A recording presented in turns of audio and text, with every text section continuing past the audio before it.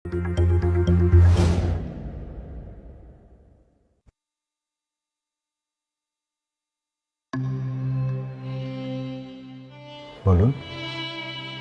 আপনার নাম কি মতিউর রহমান?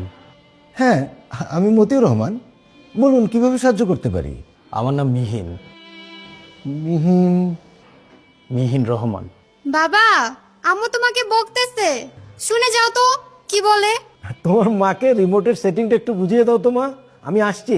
আমি পারবো না। হ্যাঁ, কি কি যেন বলছিলে? মিহিন, মিহিন রহমান।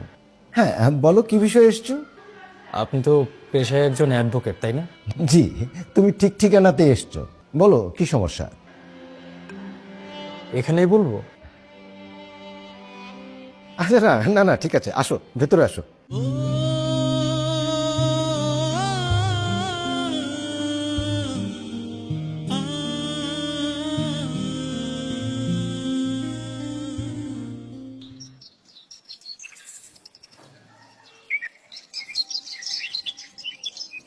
আমার ওই বাড়ি এলি আবার ওই বাইরের লোকজন খুব একটা পছন্দ করে না, তাই তোমাকে এখানে নিয়ে এলাম।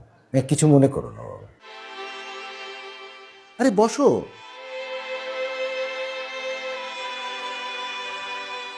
এবার বলো, কি জানি বলছিলে তুমি?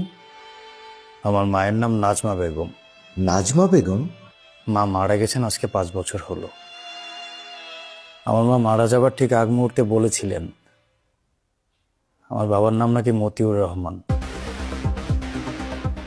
আপনার এই ঠিকানাটা তিনি আমাকে দিয়েছিলেন। আমার মা মারা যাবার আগে আমি যখনই জিজ্ঞেস করতাম আমার বাবা কোথায়, আমার মা কখনো জবাব দেননি। আমার ছোটবেলায় মা আমাকে বলতেন আমার বাবা নাকি আমাদের ছেড়ে অনেক দূরে চলে গেছেন। আমার জীবনের একটা সময় অবধি আমি জানতাম যে আমার বাবা মারা গেছেন। পরে অবশ্য বড় হবার পর জানতে পেরেছিলাম আমার বাবা এখনো বেঁচে আছেন। তিনি নাকি তার কোনো এক ভালোবাসার মানুষের সাথে সুখের সংসার করছেন। অনেক সময় আমার মা আমাকে আমার বাবার গল্প শোনাতেন।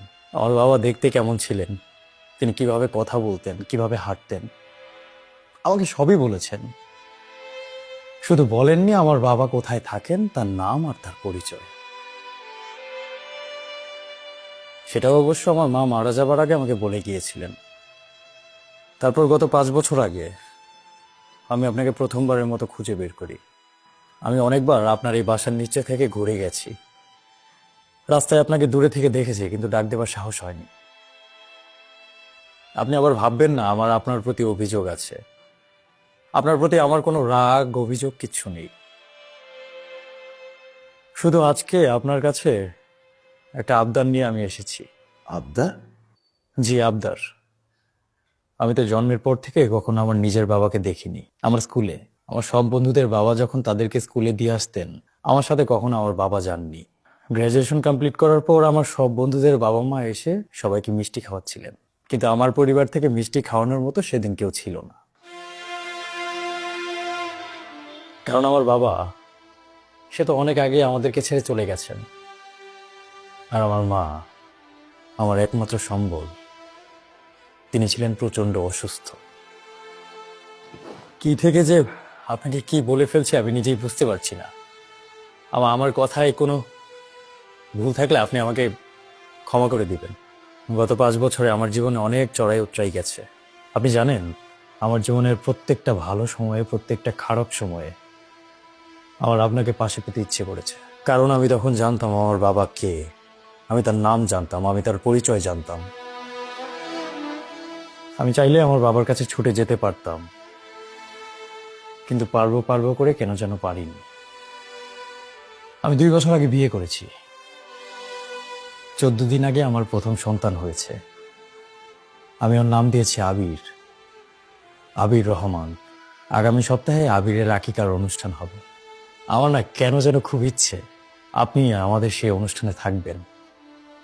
আমি সবাইকে বলবো আমার ছেলের অনুষ্ঠানে আমার বাবা এসেছে। আপনি কি প্লিজ আপনার একটু সময় বের করে আমাদের অনুষ্ঠানে আসবেন? তোমার কথা শুনে যা বুঝলাম তাতে বোঝা যাচ্ছে তিনি আমার সন্তান। আমার জীবনের প্রথম সন্তান বলে। তোমার সাথে আমি যে বিরাট অন্যায় করেছি তাতে কোনো সন্দেহ নেই, তবে প্রত্যেকটা মানুষেরই নিজের কিছু গল্প থাকে, যার কারণে সে অনেক কিছু করতে বাধ্য হয়। না না, আমি বলেছি তো আপনার প্রতি আমার কোনো রাগ অভিযোগ কিচ্ছু নেই। আপনি শুধু আমার ছেলের আকিকার অনুষ্ঠানে আসবেন, এটাই আমার জন্য অনেক বড় পাওয়া। আমি আসতে পারবো না। আমি জানি আমি তোমার মায়ের সাথে যেটা করেছি খুব অন্যায় করেছি, কিন্তু এখন আমার নিজেরও তো একটা সংসার আছে। আবার এই পক্ষের স্ত্রী জানে না যে আমি এর আগেও একটা বিয়ে করেছি, সুতরাং কখনোই আমি তোমাকে তাদের সাথে পরিচয় করিয়ে দিতে পারবো না। আমি চাইলেও পারবো না তোমাদের ওখানে যেতে, যদিও আমি তোমার ছেলের অনুষ্ঠানে যেতে চাই, কিন্তু আমি এখন রিটায়ার করেছি। কোথায় যাই কি করি সবই আমার স্ত্রীর জানাশোনার ভেতরে। হঠাৎ অপরিচিত কোনো অনুষ্ঠানে গেলে সে যদি ওটা নিয়ে ঘাটাঘাটি শুরু করে, আমি বিপদে পড়ে যাব। বাবা, আমি বাইরে যাচ্ছি। আম্মুকে বলে দিবে যাতে চিৎকার চেঁচামেচি না করে, ফিরতে আমার একটু লেট হবে।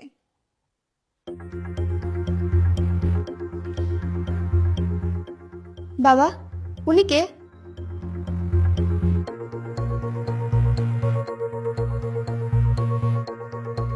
তুই চিনবি না? এটা আমার গ্রামের বাড়ির চাচাতো ভাই আফজালের ছেলে।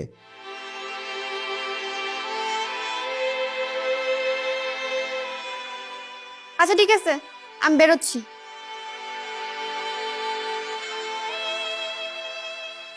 মা মারা যাবার পর আমি ভাবতাম আমার মা আমাকে কেন এত বছর আপনার ঠিকানা দেননি, আপনার পরিচয় দেননি। আজকে আমি বুঝতে পারছি আমার মা কেন এতগুলো বছর আপনার পরিচয়, আপনার ঠিকানা আমাকে দিতে চাননি। আগে আমার খুব করে আফসোস হতো কেন আমার বাবার পরিচয় আমার কাছে নেই, কিন্তু আজকে না আফসোস হচ্ছে যে কেন আপনার মতো বাবার পরিচয় আমার কাছে আছে। এখন না আমার মনে হচ্ছে আপনার মতো বাবার পরিচয় যদি কোনোদিন আমার কাছে না থাকতো, আমার জন্য হয়তো সেটাই অনেক বেশি ভালো হতো। আমার নিজের না দেখা না জানা বাবাকে সারাটা জীবন অন্ধের মতো ভালোবেসে যেতাম, সারাটা জীবন এই আফসোসেই কাটিয়ে দিতাম যে আমার বাবা বোধহয় খুব ভালো একজন মানুষ ছিলেন, তিনি আমার কাছে থাকলে হয়তো আমার কষ্ট আরো অনেকটা কমে যেত। আজকে নিজের উপর প্রচন্ড আফসোস হচ্ছে, নিজের উপর রাগ হচ্ছে, নিজেকে মারতে ইচ্ছা করছে, কারণ আমি এতগুলো বছর একটা ভুলের উপর দাঁড়িয়েছিলাম। আপনার মতো জন্মদাতা পিতার সাথে হয়তো কোনোদিন দেখা না হলেই আমার জন্য অনেক বেশি ভালো হতো।